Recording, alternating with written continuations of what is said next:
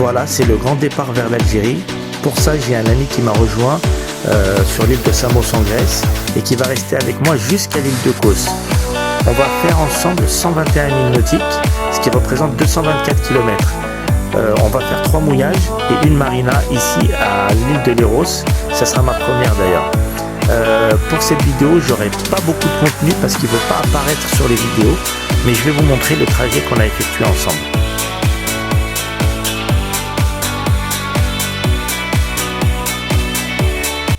C'est la première fois que je mets des voiles en ciseaux là. Donc on a le vent dans le dos, on le voit ici. Il y a 12 nœuds, vent, on avance à peu près à 4-5 nœuds, c'est magnifique, on surfe, on est dans l'essence des vagues, on le voit bien là. Et c'est top, j'ai mis le pilote auto parce que j'ai Pierre Richard avec moi.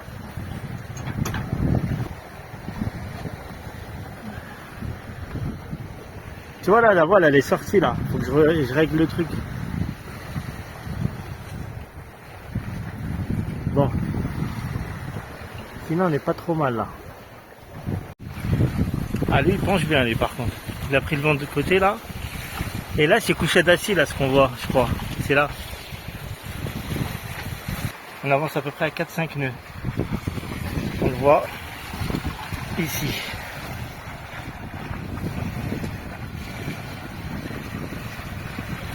Tranquille. J'ai le pilote auto qui fonctionne. J'ai mis le pare-soleil ici là. Et on avance tranquille. Le gars, le pêcheur de poissons de Bijaya. Vgayes. Ah, Vgayes Amiam Chom. Vgayes.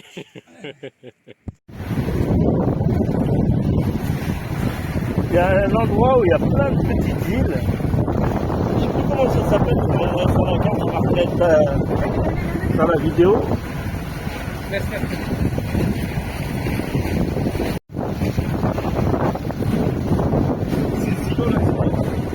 Ouais. Je sais pas comment il s'appelle, ces îles-là, il y a plein de petites îles. On va les traverser, on va aller tout au bout là-bas. Là on vient de Agathonition et je vais montrer après sur la carte où est-ce qu'on est.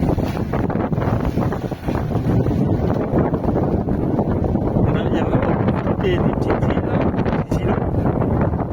C'est super beau. On va m'arrêter là, mais il y a mon pote qui doit prendre l'avion, donc on va speeder un peu.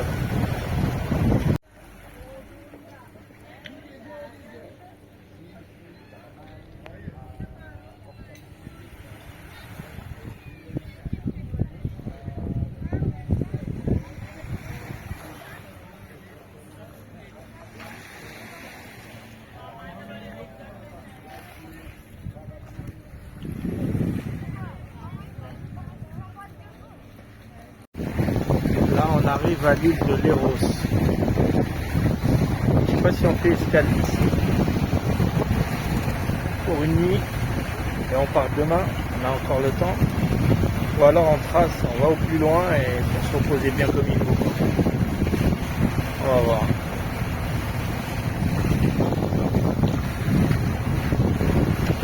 Il n'y a pas beaucoup de vent. Il y a 9 nœuds de vent. J'ai mis les 2 voiles entières et plus le moteur. Ça avance un peu pour qu'on arrive quoi.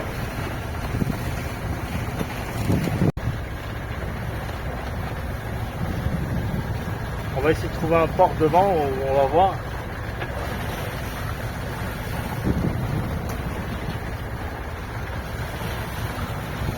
Il y a un peu de houle.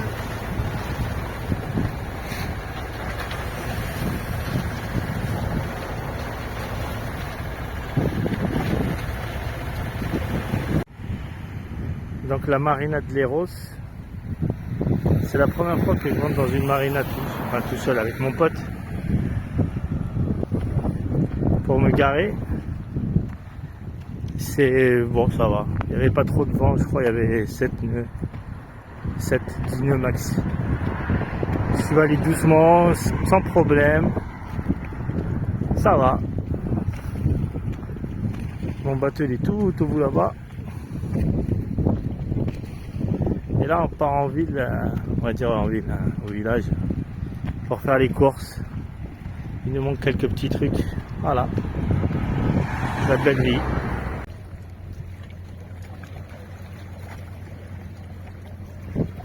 On est posé tranquille, on se prend un petit jus.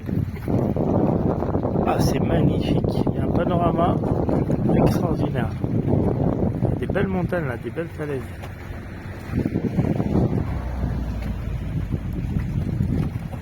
Et des petits bancs là le long. Là, c'est là, dans un banc comme ça. Voilà. Il est juste là. Voilà comment il est curieux. Il vient, il se penche. Regarde celui-là.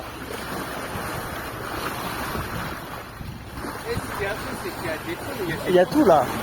Ouais.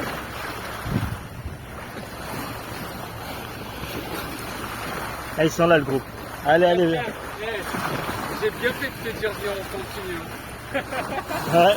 Regarde comment ils sont beaux. Wow. Allez, vas-y.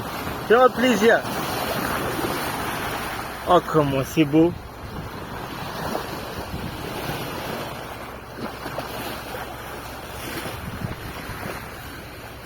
Il vient de te dire au revoir. T'as eu de la chance, hein. Je me dis, c'est bizarre, on n'en a pas vu.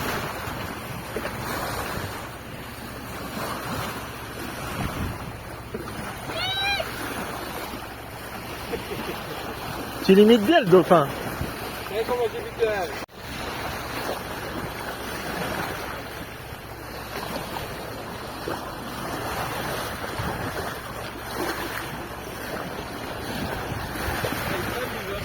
Flipper.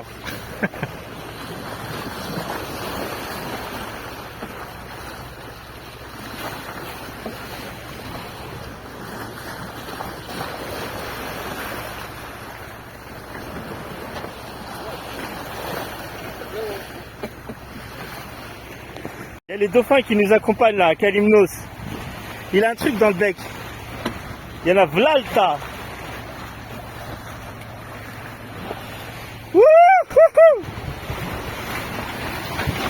Ils sont noirs et blancs.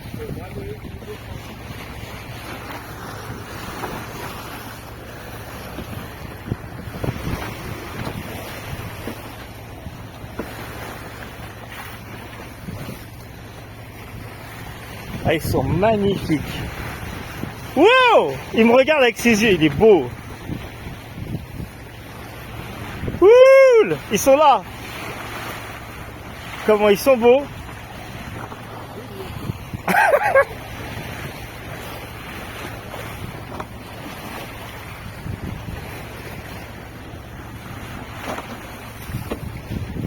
Ils sont partis ou quoi? Ah, il est là.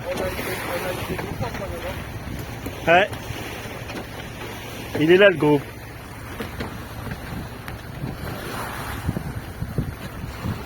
Ah, comment il nage.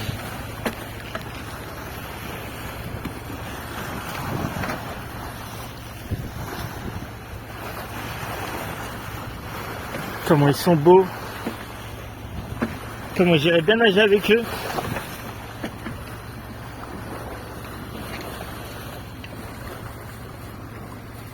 Oh là là, ils s'amusent. C'est trop beau. Juste, on arrive aux falaises de Kalymnos. On a les dauphins, ils s'amusent devant nous.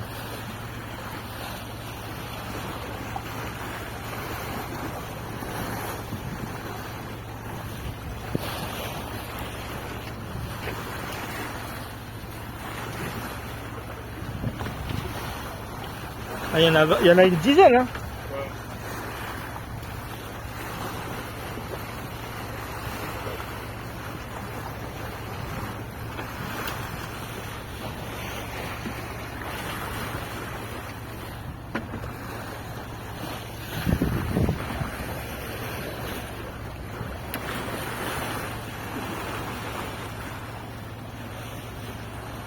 Ah, il a un truc, il a vraiment un truc dans la gueule ou dans le bec, ou je sais pas comment on peut le dire. Ah, qu'est-ce qu'il est beau.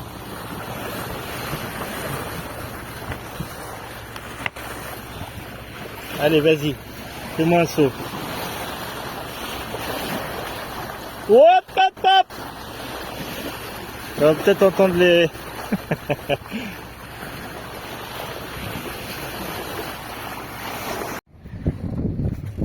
Aujourd'hui, donc à cause, j'ai réparé le petit vélo, on va dire. Je lui ai mis une chaîne, il n'y avait pas de chaîne.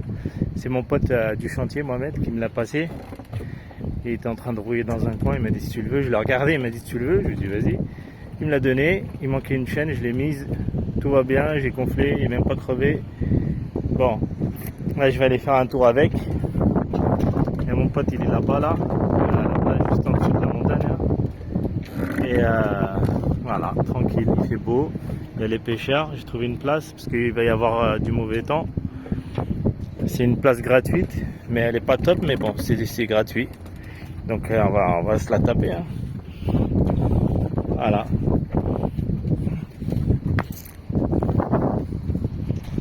Et voilà le petit bateau. Il fait un petit tour de course et il revient. On va faire à manger. Avec mon super vélo, je fais le tour de l'île. On va dire le tour de la ville. Ou du petit village de Calamari, à Kos. Mon voilier il est garé là-bas, là, tout au bout. Voilà. C'est pas mal. Un petit peu. Comme ça t'évites de louer un scooter à chaque fois. Voilà, le bord de mer. C'est super agréable.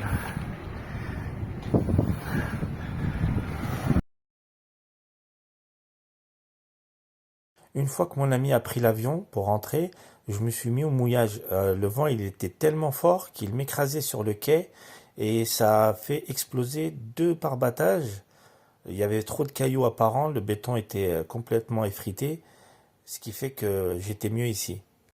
Et je partirai dimanche matin de bonne heure. Il y a un créneau normalement pour aller sur l'île d'à côté. Et toujours en direction de l'Algérie. Et là, on va pas perdre de temps. Hein. On a des trucs à faire. Donc là, je vais changer la tresse qu'il y avait sur ce moulinet. J'ai perdu 2 gros poissons. Et donc, je l'ai enlevé complètement. Elle est là. Allez, j'ai un doute, hein, parce que je suis pas un grand pêcheur à la ligne. Peut-être que j'ai mal fait les nœuds, je sais pas, sur les leurres ou j'en sais rien. C'est très bizarre. Mais dans le doute, peut-être que la tresse elle est usée avec le sel et tout, bien que en profondeur elle était neuve. Hein. C'était qu'en surface, il y avait peut-être une centaine de mètres qui étaient salés. Et parce que franchement je suis pas assidu, je n'arrose pas tout le temps à l'eau claire à la fin de saison, ou d'ailleurs même normalement c'est conseillé de rincer le moulinet et tout ça après chaque utilisation. Moi je le fais pas, donc j'ai changé la tresse, c'est bon, elle a 10 ans, je me suis dit vas-y. Donc là, dans un récipient, laisser tremper la tresse 15 minutes, je vais la passer là dans la canne. Et mouliner tout doucement jusqu'à le remplir. Donc aujourd'hui on va préparer la ligne pour le gros. On va voir le résultat après si ça pécho comme on dit. Donc là voilà, le fil il est placé, le moulinet il est là et tout doucement je mouline.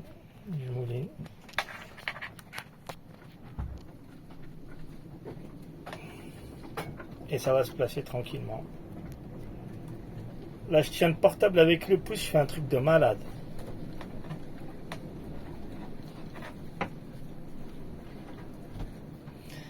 Normalement tous les 10 mètres il y a une couleur. Comme ça tu sais combien tu as mis dans l'eau. Donc la bobine elle est dans l'eau, dans le bol. Ça fait un petit peu frein. Comme ça on n'a pas besoin d'être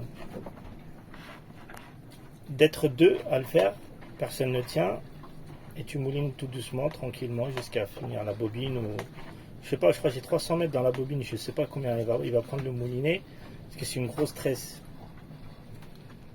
Voilà, tranquillement, ça a changé de couleur, au bout de 10 mètres. C'est ça qui est bien dans les tresses multicolores. Tu sais combien tu as dans l'eau.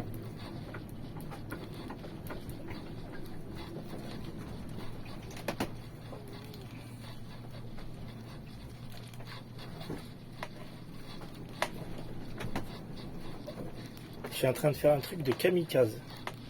Je tiens avec un doigt la canne, le portable, et l'autre main, je mouline. On va voir ce que ça donne, mais ça a l'air de donner quand même. J'espère qu'il n'a pas tourné là. On va voir. Alors, maintenant que la tresse elle est mise, j'ai rempli la bobine. Là, je vais mettre le fluorocarbone, la partie invisible, et je vais l'accrocher à ce poulpe. Avec ça, j'ai attrapé normalement une petite bonite ou un petit thon. Malheureusement, ça a pété il y a quelques jours. Donc, je l'ai perdu le truc. Je suis dégoûté. Mais ça marche. Franchement, ça marche super bien. J'ai pêché. Là, c'est qu'il y avait un d'Alibaba. J'ai plein de leurres. J'ai pêché avec plein de trucs. Ça, pendant des jours et des jours. Celui-ci, pendant des jours et des jours. J'ai mis celui-là. Enfin, l'équivalent de celui-là, il était fluo complètement. Une demi-heure, j'ai fait une prise directe. Et avec celui-là, pas trop, je sais pas pourquoi. Pourtant, il nageait bien et il a la bonne couleur. Donc voilà, on va voir. Voilà, montage terminé, la tresse, le leurre. J'ai fait le nœud là. Bon, je suis pas le spécialiste, mais voilà. L'émerillon. Et voilà.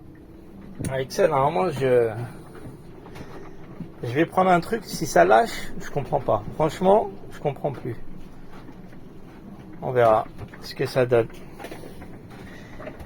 Je vais tester ça, pas aujourd'hui, bien sûr, parce que ça, c'est vraiment pour la traîne. Quoique, je vais quand même le faire plonger un petit peu, on va voir. Mais là, il y a vraiment du vent, là. Ça se lève, c'est chaud.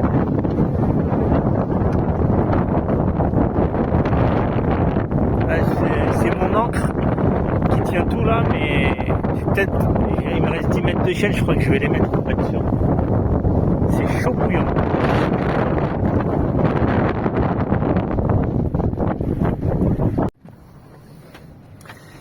Alors là, je suis toujours au mouillage de calamari.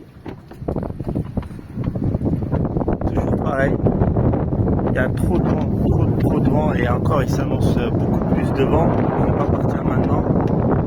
Je pense dimanche, on est vendredi. Dimanche je m'en vais parce qu'il y a vraiment du vent. Et encore là c'est rien, je suis un peu planqué. Donc je vais pas risquer. Et je vais attendre, mais je suis bien. Là je vais me faire un café. Et tranquille, je vais faire une petite lecture ou me regarder un petit DVD. Fais pas le timide, abonne-toi, like et partage les vidéos.